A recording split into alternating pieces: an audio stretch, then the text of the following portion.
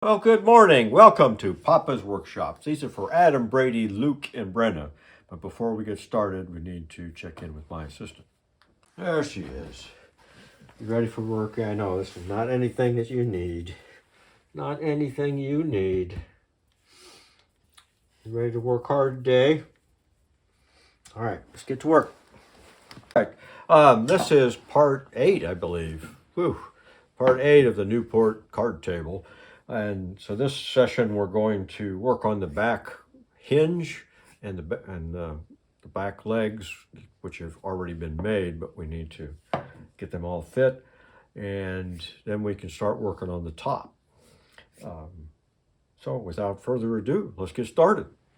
Time I've started on the hinge, the fixed piece of the hinge for the back legs, so I've got that buffed out. I went ahead and cut those. I was being lazy. I cut those on the bandsaw, and so now I'll just take the bandsaw and get rid of that waste and then chop it, and then we'll transfer it just like it was a dovetail to the other mating parts of the hinge.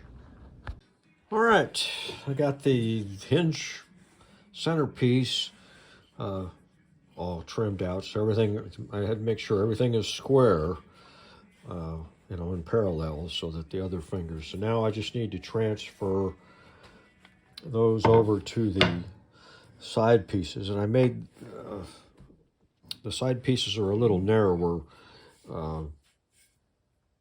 this way, because that's all I'm using just scraps I had as secondary wood. So this is had a wider piece of white oak, but it wasn't quite. So I'm going to put that on the top side, so that when the leg swings out, it's not going to rub on the top, only where the leg is. So what I need to do is transfer those fingers, right?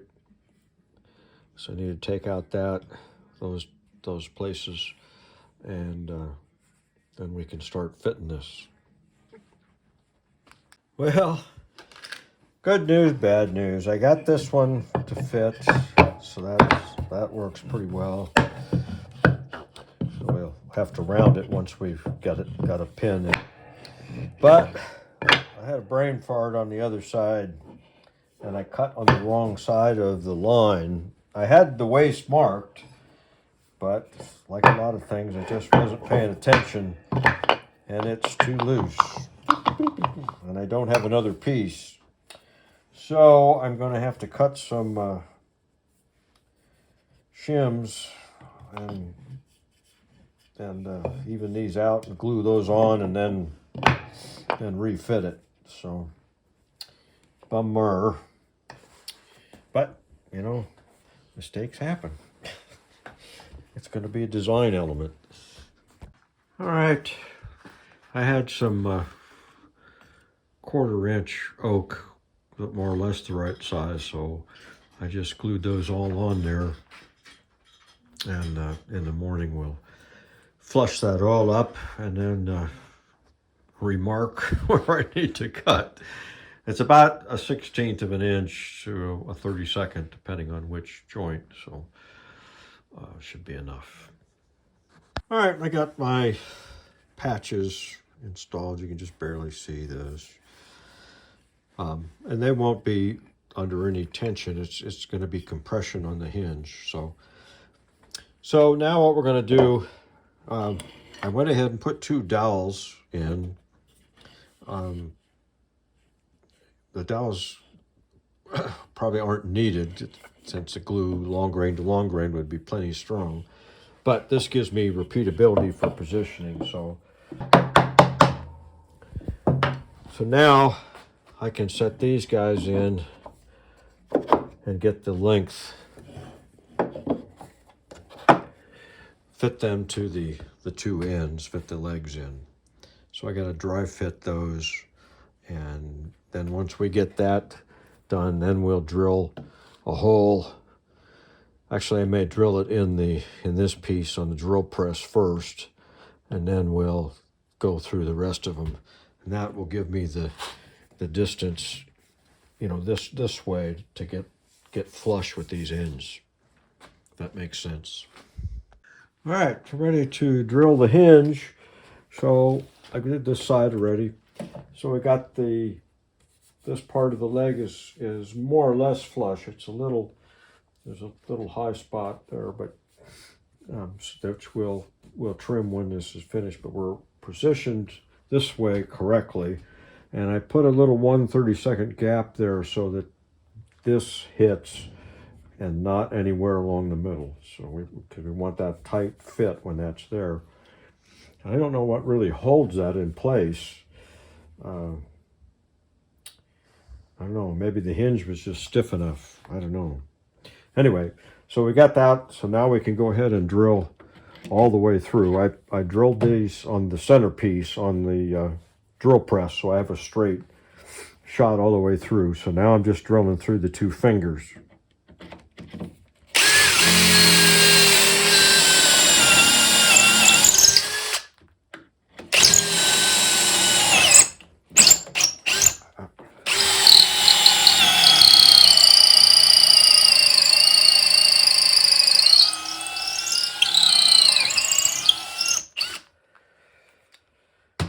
There we go. So another piece here.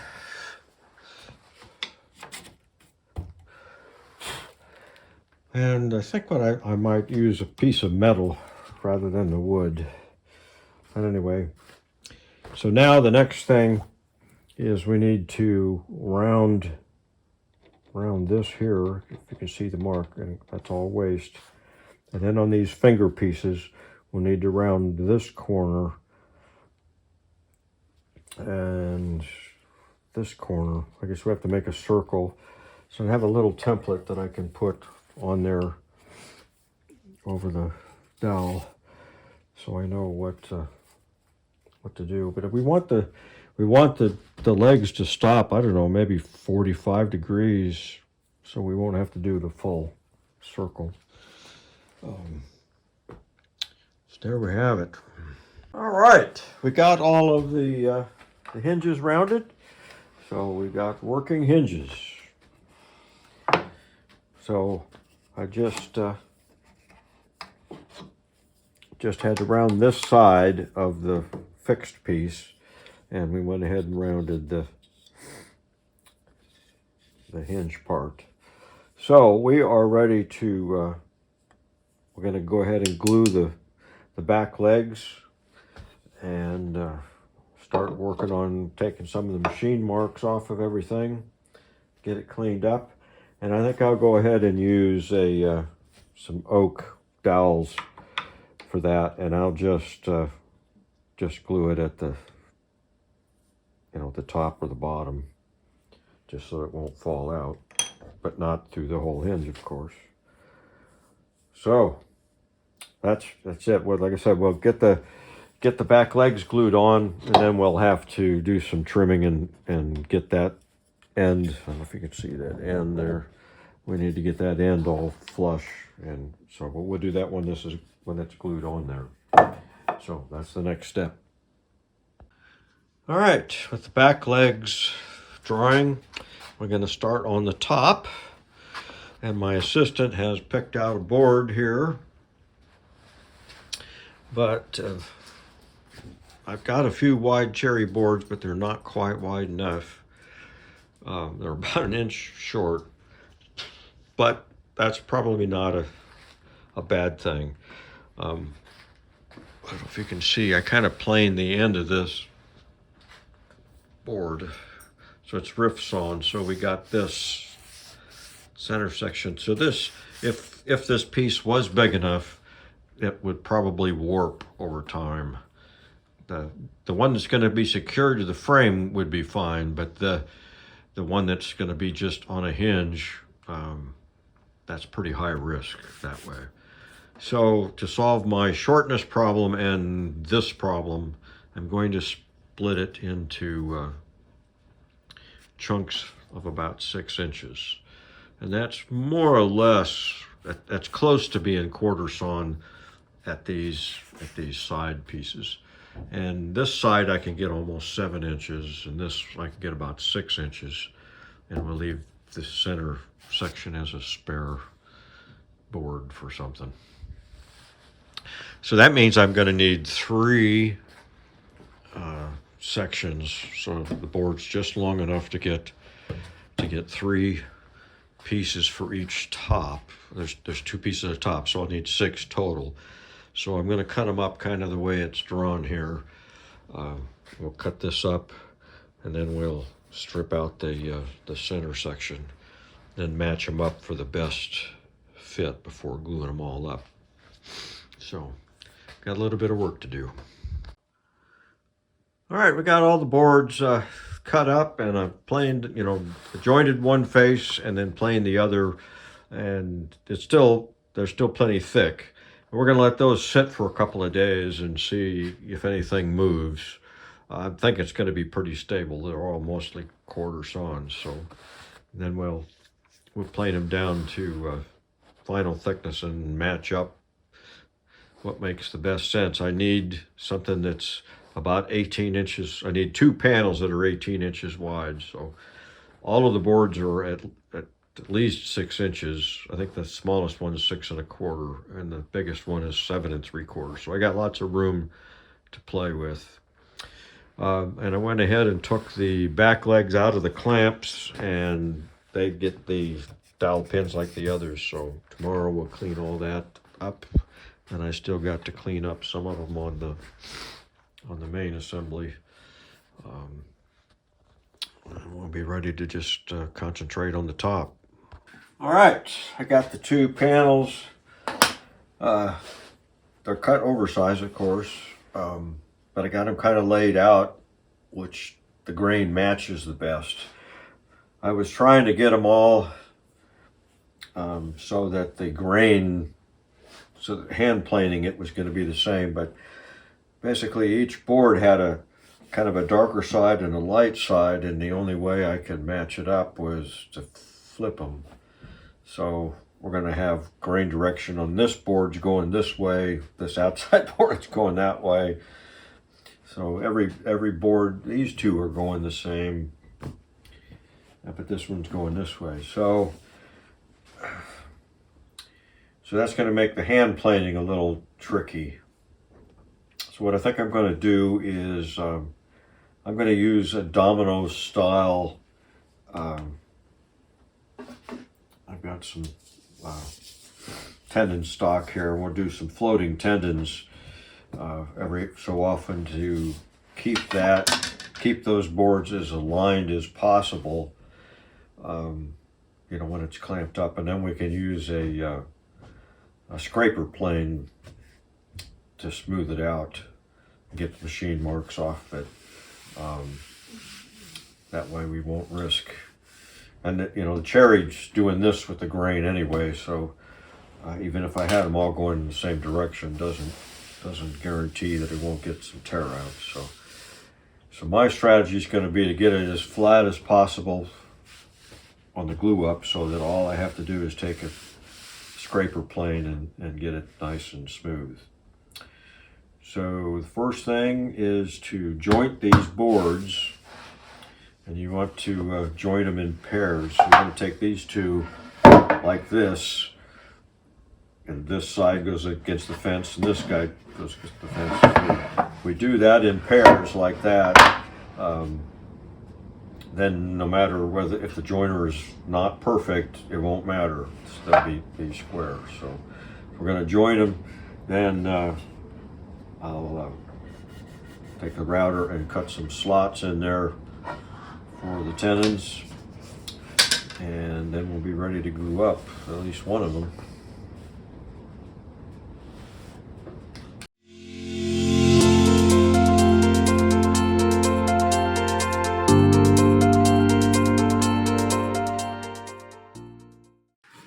All right, just cut the 5 mortises for the 5 floating tendons using the pan router.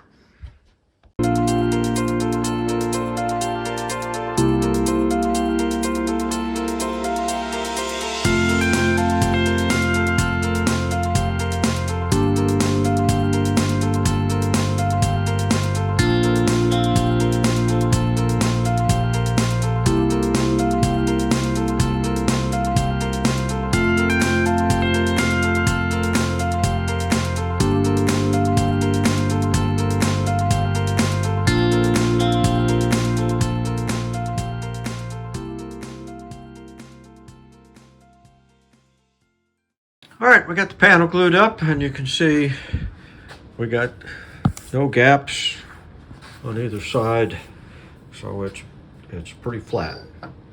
So we will let that sit for a day or two, and then we'll have to cut out the profile.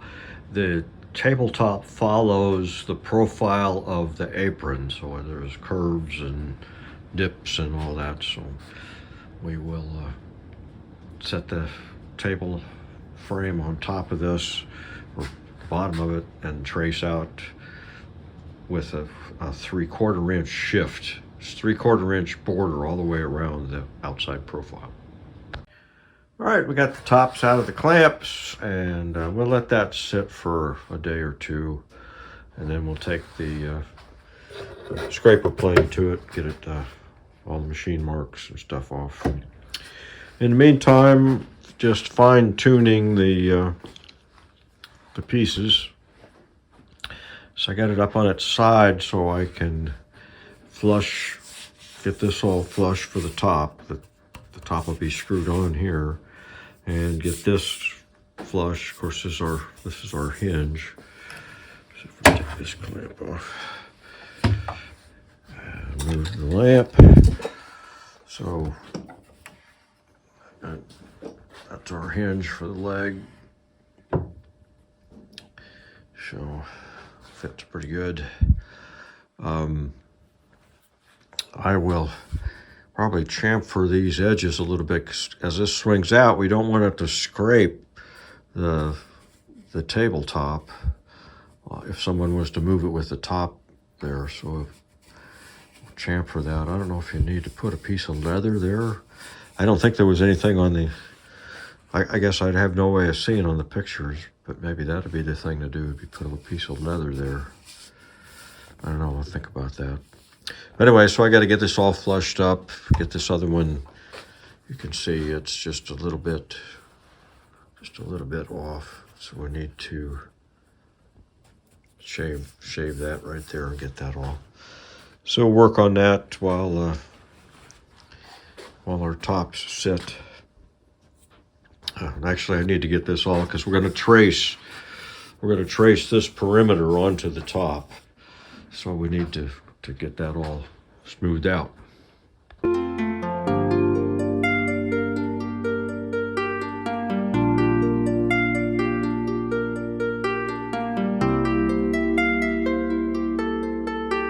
All right, we got both tops smoothed out. So I got it set on the bench here upside down, and we're going to trace out the pattern for the top. So I've put, there's a 3/4 inch overhang that has to follow this profile. So I've marked the line 3/4 in, and you can just barely see, I've got the corner marked, that's 3/4 inch out. So now we need to trace that. Now the best way to do that is with something that's round that has that distance. So here is a washer, and it's 3/4 from this edge to this edge. So we're just going to set that in there and follow the profile with that. Now we'll do have to make some corrections, because see that rounds that over, so we will have to make that go straight out. But other than that, it's just a matter of following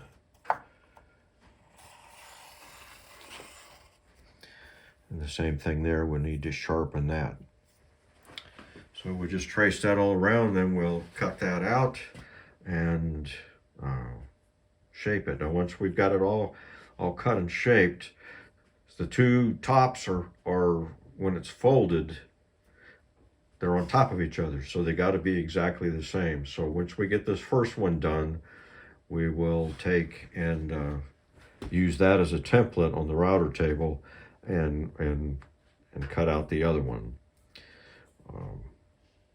All right, I got the fixed top edges cut out, and I just used spoke shaves, rasps.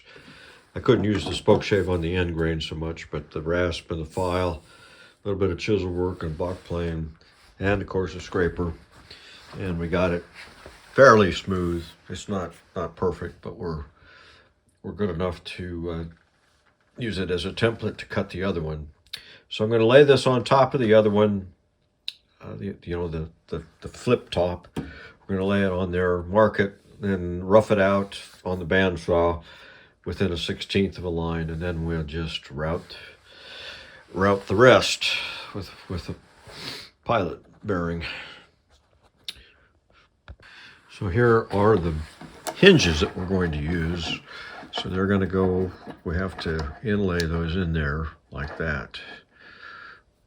And then that flips the top and allows it to be tight here at the back and flush when it's closed. So because of the pivot point is dual, it's a dual pivot point. All right, I got the second top roughed out on the bandsaw. So now we need to put these two together. So I've got some double-sided tape and I've got some blocks so we can get this exactly aligned. I had cut them to length on the table saw, so they're already on this outside post, they're already the right length. So I'm just going to use those to help me position this so that it's going to be in the right spot.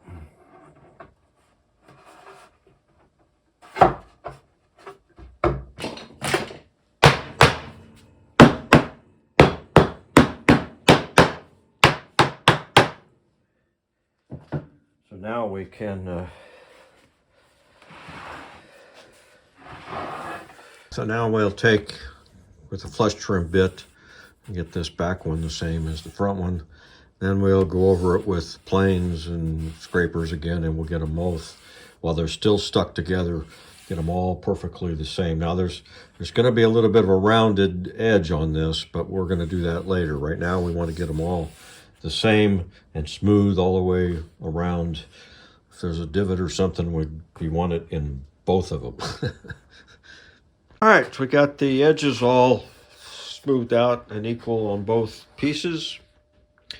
So now we're ready to put the profile on this edge, and that is just a round, this is a sample piece, so it's just a round bead. So we need to leave just a little bit of a flat spot in the center, and then we'll take the scrapers and do the final round off of that. So I just have a round over bit set to the right height that leaves the bearing, just the lower part of the bearing in the very center of the piece. And I just double-sided taped some scrap pieces that are the same thickness on there, so because we don't get that decorative edge on the back. The two, when the thing is opened, we flop it over, those got to be flat. So we want that edge just to go out, so this will help not go around the corner and also protect it from blowout. So we're going to do one side and flip it, do the other side, and then of course the other top. All right, so we got the router, but you can see a little bit of that flat spot there. So we're going to take the scraper right here, and we'll just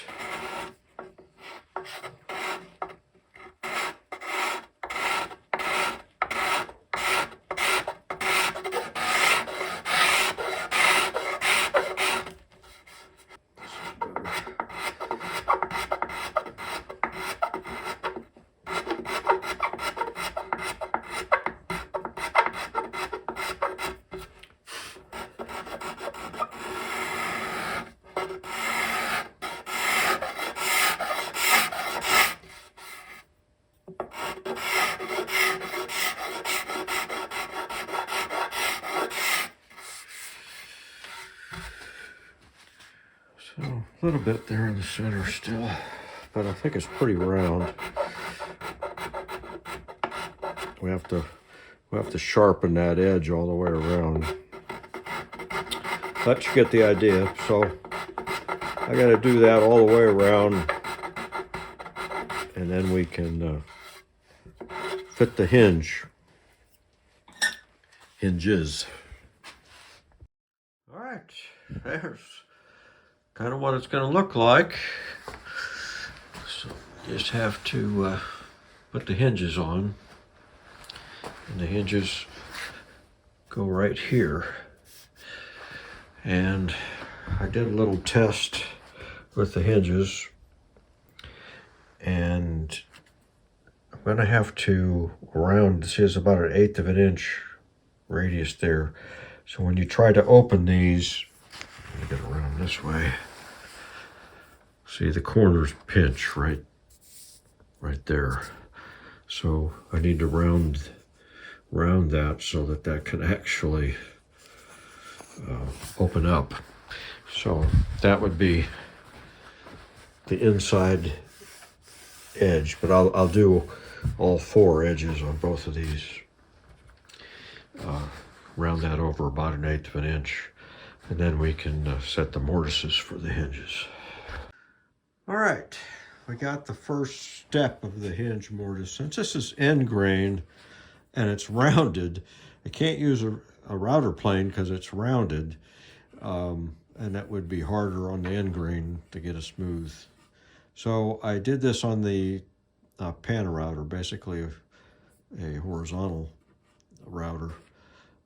So now that fits right in there like that. So I need to, by hand, make the cut this part here so that block fits, and then square the end off so that fits all flush. So this is flush with the top, and I need to get this edge flush with the back.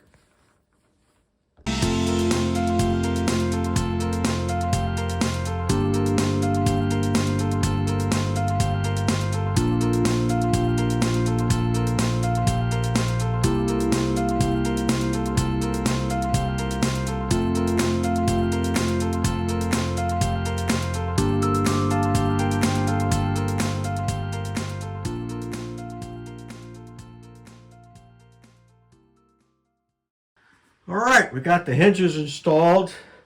The top is just sitting on there.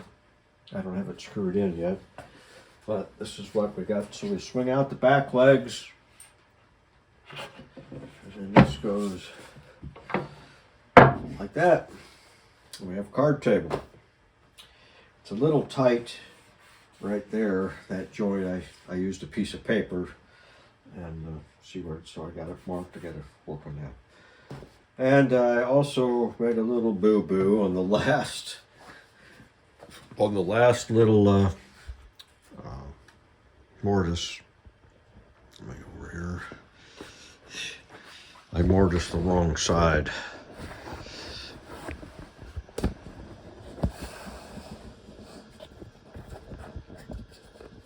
So right there. So I got to put a little block. I've got the cutoffs from this, so I'm just going to glue that on there. It's on the bottom and the back, so it won't be a big deal, but oh well. So I got to go back over everything and prep it for finish. Well, that'll do it for this episode. We're about there. Next episode, we'll wrap up some of the details and then do the finish, and then of course the reveal. Thanks for watching. Be sure to like the video. That gets it out in front of more people that might enjoy this kind of furniture. And thanks for watching.